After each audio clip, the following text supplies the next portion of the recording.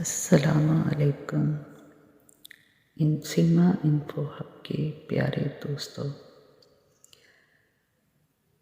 आप सबसे रिक्वेस्ट है काइंडली कि आप हमारा चैनल सब्सक्राइब कर लीजिए, वीडियो को लाइक कीजिए, शेयर कीजिए और बेल आइकन को हल्का सा पुश कर लीजिए ताकि हमारी हर नई आने वाली वीडियो आप तक बआसानी पहुंच सके। तो प्यारे बहन भाइयों, आज का हमारा टॉपिक है गुफ्तगू का अंदाज़। हमारे इस्लाम ने, हमारे अल्लाह ने, हमारे कुरान पाक ने, हमारे नबी ने हर चीज़ का एक तरीका बताया है, हर काम करने का एक तरीका बताया है। इसी तरह से हमारे कुरान ने, हमारे अल्लाह ने, हमारे प्यारे नबी सल्लल्लाहु अलैहि वसल्लम ने गुफ्तगू करने का भी एक तरीका बताया है। अब यहाँ कुरान पाक क्या कहता है? कुरान ने कम्युनिकेशन के बारे में हमें कुछ हदायत दी हैं कि किस तरह से हमें बात करनी चाहिए।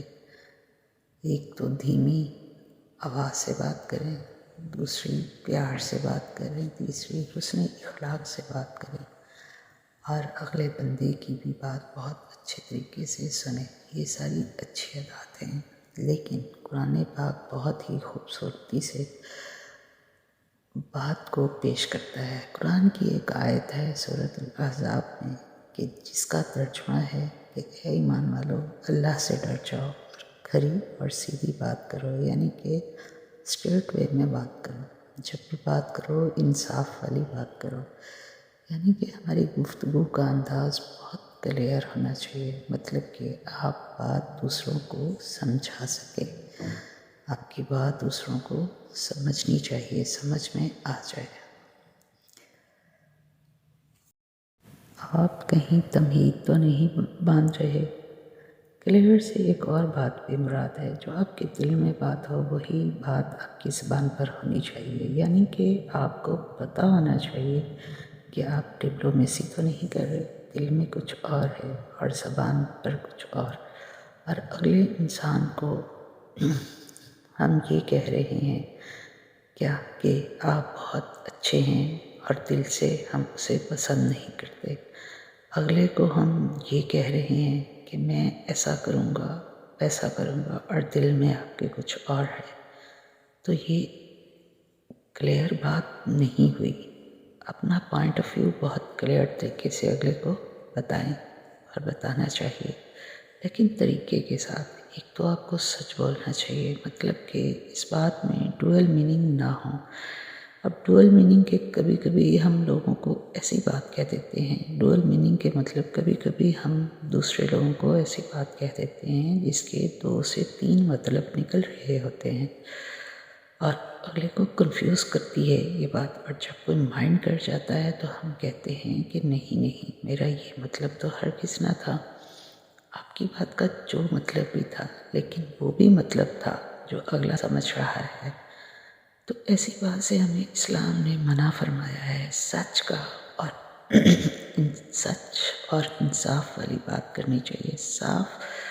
इंसाफ वाली बात से मुराद कि कभी कभी हम ऐसे जुमले कहते हैं जो बहुत नाइंसाफ़ी वाले होते हैं। मिसाल के तौर पर, अगर एक शख्स ने आपसे मिलने आना है तो पहले वो हमेशा जो टाइम देता है उस टाइम पे आता रहा। अगर वो 1 या 2 दफ़ा थोड़ा लेट हो गया किसी मजबूरी की वजह से, तो हम उसे ये कहें कि आप हमेशा ही लेट आते हैं, तो ये भी अनफेयर है, ये भी नाइंसाफ़ी वाली बात है। स्पेशली मियाँ बीवी में ये बात बहुत आम है, बहुत होती है। बीवियाँ शौहरों को कहती हैं कि आप तो हमेशा ही लेट आते हैं, आप तो हमेशा ही ऐसा करते हैं, जबकि ये भी नाइंसाफ़ी है।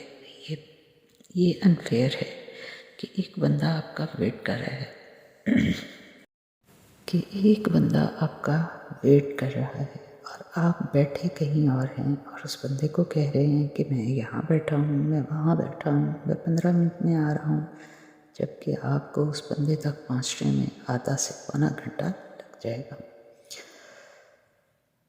تو ہمیں ان چھوٹی چھوٹی چیزوں کا بہت خیال رکھنا چاہیے. ہمارے لیے یہ بہت معمولی باتیں ہیں، لیکن ہمارے اسلام میں یہ بہت بڑی باتیں ہیں اور بہت معنی رکھتی ہیں. انہی باتوں سے ہمارے قرآن نے ہمیں منع فرمایا ہے، ہمارے اسلام نے ہمیں منع فرمایا ہے، ہمارے نبی صلی اللہ علیہ وآلہ وسلم نے ہمیں سختی سے منع فرمایا ہے.